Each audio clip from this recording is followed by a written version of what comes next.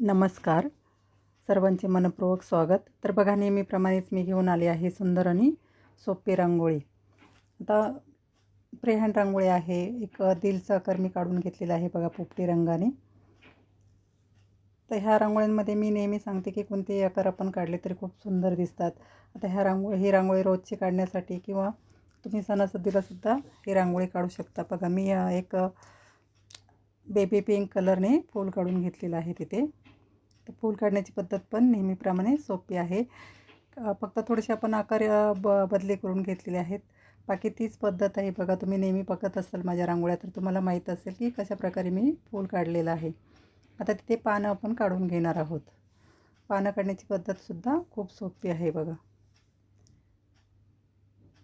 काडीने व्यवस्थित आकार देऊन घ्यायचा आहे. खूप छान दिसते बघा. ह्या रांगोळ्या जर काढल्या तुम्ही दारासमोर, तर आपल्याला पण खूप प्रसन्न वाटतं आणि जो येणारा जाणारे आहेत ते सुद्धा तुमचं नक्कीच कौतुक करतील अशी जर तुम्ही रांगोळी काढली.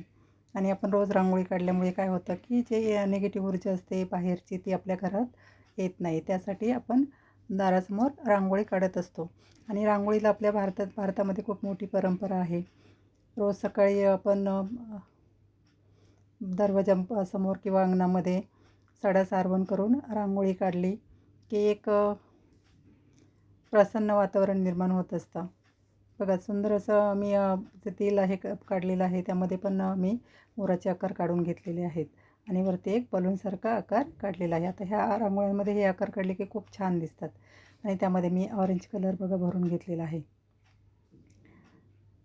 आणि मध्ये मध्ये सफेद रंगाने डॉट देऊन घेतले. खूप सोपी आहे बघा रांगोळी. तुम्ही जर व्यवस्थित बघितलं तर नक्कीच तुम्हाला ही रांगोळी काढता येईल. आता वरतीसुद्धा मी मी एक 2-3च रंग या रांगोळीमध्ये वापरलेले आहेत. आता जास्त कलर काही ही रांगोळी काढण्यासाठी लागत नाहीत. अगदी थोड्याशा कलरमध्ये सुद्धा ही रांगोळी काढून होते. बघा, वरती पण मी एक फूल काढून घेतलेला आहे. फूल काढण्याची पद्धतसुद्धा खूप सोपी आहे. ड्रॉइंग वगैरे काही करत बसायची गरज नाही. आणि बाजूनी आता रिकामी जागा दिसते, रांगोळीमध्ये रिकामी जागा दिसू नये त्यासाठी मी बाजूने पानं काढून घेतलेली आहेत बघा. पानांना देठ काढून घेतले. आता मध्ये मध्ये आपण कळ्यासुद्धा काढणार आहोत. आता वरती मध्ये जी रिकामी जागा दिसत होती तिथेसुद्धा मी ऑरेंज कलरने कळ्या काढून घेतलेल्या आहेत. तर पानांच्या मध्ये सुद्धा आपण एक एक कळी काढून घेणार आहोत. ती फायनल लुकसुद्धा खूप सुंदर दिसतो बघा या रांगोळीचा. तर वरतीसुद्धा मी कळ्या काढून घेतलेल्या आहेत. तर बघा, तुम्हाला जर माझ्या रांगोळ्या आवडत असतील तर नक्की लाईक करा, शेअर करा. सबस्क्राईब केलं नसेल तर नक्की करा.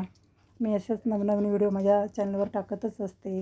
रेसिपी किंवा शिवणकाम, तोरण असे नवनवीन व्हिडिओ माझ्या चॅनलवर मी टाकत असते. तुम्हाला जर आवडत असतील, कोणतेही व्हिडिओ तुम्हाला आवडत असतील तर नक्की लाईक करा, शेअर करा, सबस्क्राईब करा. आणि तुमच्या काही सूचना असतील तर नक्की मला कमेंटमध्ये सांगा. भेटूया पुढील भागात. धन्यवाद.